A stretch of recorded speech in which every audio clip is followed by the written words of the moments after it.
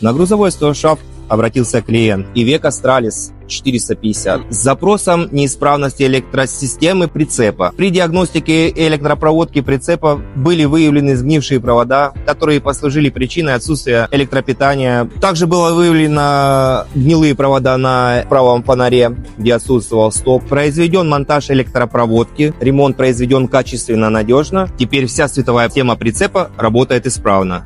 Можно отправляться в рейс.